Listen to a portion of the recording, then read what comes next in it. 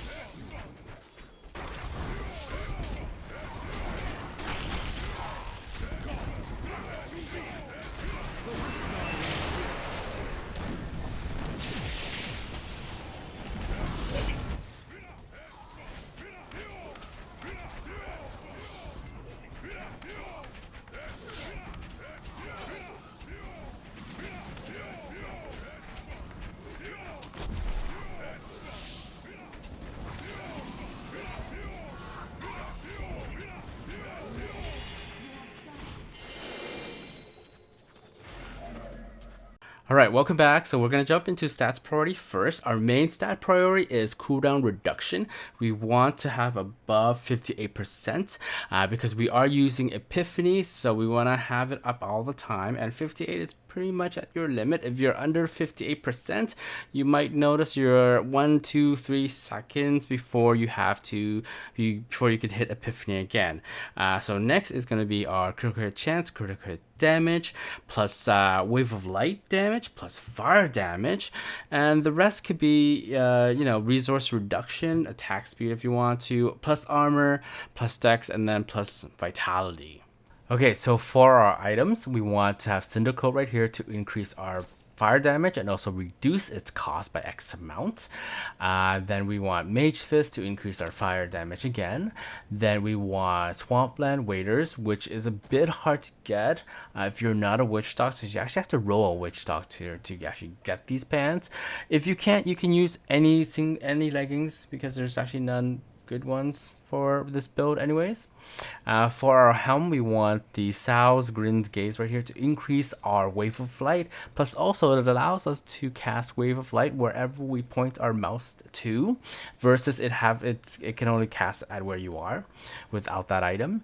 For our weapons, we want Rapid Strike, so when we're in Epiphany mode, it casts an extra Wave of Light, and then Kishiro's Blade to increase our Wave of Light damage. Pretty neat. For our pants, for our boots, we want the Crudus boots to have 2 Air Mystic allies right here to increase our spirit regeneration. For our shoulders, we have the Lifferbrace Siliquay right here to reduce our damage taken when we use our Cyclone Strike, which is actually really important in higher grade Rift. Now, for the bracers, it really depends on how you want to play. I like to have more champions or elites when I click on a shrine or pylon to help me move further into the Rift progress. Most people will have Pinto's Pride or Bindings of the Lesser Gods on there. That's up to you. You can interchange them on whatever gameplay you want to play, right? It's up to you. For our belt, we want the Witching Hour to increase our damage. Unity Ring, survival. And for the other ring, it's either Obsidian Ring of the Zodiac or Conventions of Elements. Now, this can be interchanged as well if you have a really bad Conventions of Elements, like you're only getting like 150%. You'd probably want them in the Kanai cubes to get the 200% bonus, right? That makes more sense to me, anyways. And then for our last item, which is our necklace. So I like to use the Flavor of Time to double the amount of the pylon. Sorry, the to double the time of the pylon, which is actually very useful, especially when you have all four pylons at the same time. It's a phenomenon. A lot of people would prefer the Squirt's necklace right here. So this allows you to do 100% more damage, but also you take up to 50% more damage. So it actually turns you into a glass cannon. So that means that you actually have to play the distance game, which ties into our legendary gem right here with Zeiss Stone of Vengeance. The further you are away, the more damage you do. So I mean, you've seen me play more closer up. I mean, it's if I really wanted to push higher greater rift, I would actually optimize to have the Squirt's necklace and be much further away to be able to, push higher greater rift. It's up to you. But definitely Legacy of Dreams, this is absolutely must for this build, because without this gem itself, this build does not really work, and it's just sad face. So always level this gem up. So the interesting thing about this gem is that it's like the season 17 buff, but in the gem form. But also, it doesn't penalize you for not having an ancient item. It still gives you the buff, but it doubles the buff when you have an ancient item on, which is really great. Last gem is Esoteric Alteration for survivability. Green gems here, green gem here, green gem here, here, and here. But if you are having trouble with survivability and higher greater rifts, change them to diamond gems, and of course diamond gem for the helm for cooldown reduction. For the Kanai cube, we always want to have Incense Torch of the Grand Temple right here to reduce the Wave of Light cost and increase its damage. For the bracers, like I said, you can interchange the bracers between Quinto's Pride or Nemesis Bracer, whichever stats is better for you to increase, the Wave of Light damage. But I have Pinto's Pride here because I don't have a really good one. So that's why I have it here. And also the ring as well. You can interchange them to have whichever better stats in your Kanai cube. That's pretty much it for the Kanai cube. Now, the skills is pretty much easy. You can remap this however you want. I use Epiphany Desert Shroud for survivability. Most people at the very beginning will use Insight to increase the spirit regeneration, but when you get to higher grade rift, you'll notice you're going to die faster. So you actually need Desert Shroud. Next is Wave of Light, Explosive Light. That's the damage you want, of course. Mystic Air Ally to increase your spirit regeneration.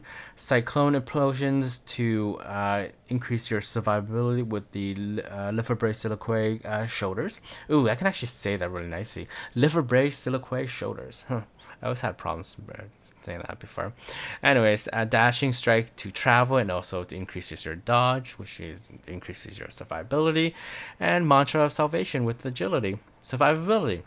Passive near-death experience, of course. Harmony, survival. Seize the initiative to increase your attack speed. And Beacon of Viktar to reduce your cooldown reduction. For the follower, I use the Enchantress because of her Powered Armor skill right here and her Focus Mind. Powered Armor increases your armor for 3%, and Focus Mind increases your attack speed by 3%, which is great. That's it for followers. Okay, so let's do a little gameplay. As you notice, I've switched over to my seasonal character, which only has like 1,089 Paragon levels. I've already finished Seasonal Journey, which is really fun. My items here are not fully ancient. See, this is not ancient, ancient as well, which means if I had them all ancient, I would actually push further. But I made it to level 103. Let's go with level 95 because I feel more comfortable doing that way. Let's go. So you can either play, if you're fully optimized, if you want to play the glass cannon build, which, you know, if you had Scorched Necklace, then you'd want to be further away from everything. The further you are away, the more damage you do, of course, right? Because you have the Zeiss Stone for the legendary item. But if not, just gonna do this. This is what I usually do. Everything just dies, really. Right? Just go like this. And if there is one of those circle that pops up, you just kind of like go in here. And that's pretty much it. Just kind of go like this all the time. Just move further up. Ooh, move further up. That's pretty much it. It's been really fun. I mean, also, you know, push your what is this? Cyclone Strike. I keep forgetting what they're called. It's how I play.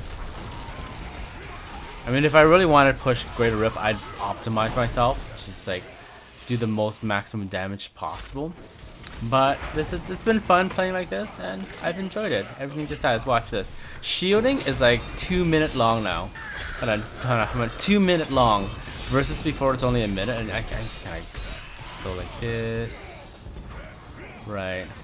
Whoa, circle. See that purple circle? Never stays long enough. Never ever. And then whenever I dash to it, it just like disappears. The purple circles for damage. It always does that every single time. But that's it. That's all you do for this build, and it's absolutely amazing. Anyways, thank you guys for watching this video. If you like it, a thumbs up would definitely be appreciated. Don't forget to press subscribe, and if you want me to cover any more builds, let me know, and I'll see you guys later. Love ya. Bye.